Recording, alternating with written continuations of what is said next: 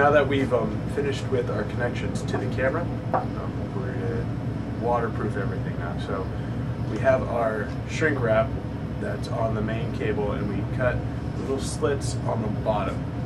Now this is for when we put the two pieces flush. Those slits are going to spread out and get a nice little flat surface to go with.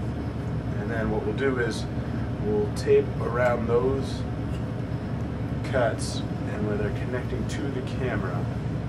And this will be to make sure that none of the epoxy that we put in this leaks out.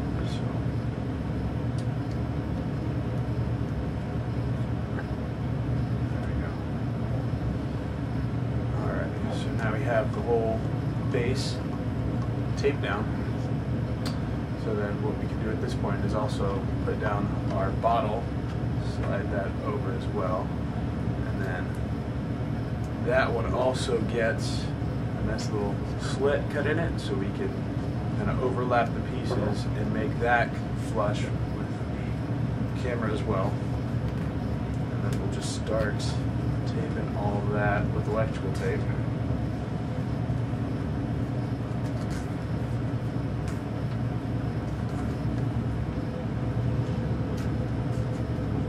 And then once you've done it once over, made sure that there's really no place for that epoxy to leak, you can set it all up, get your epoxy gun mixer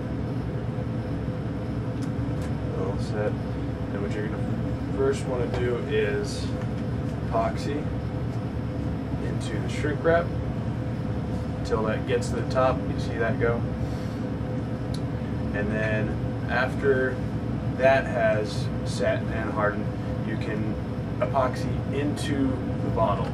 Now you're going to want to do this one slowly to make sure that you trap no air bubbles in the bottle, and do beware that when the epoxy is mixing in here, it's a lot of epoxy and this will heat up, but that's perfectly fine. So, and then as soon as you do that, have it all set. Once it's cured for a few hours, you can take off the electrical tape around the bottle, and you should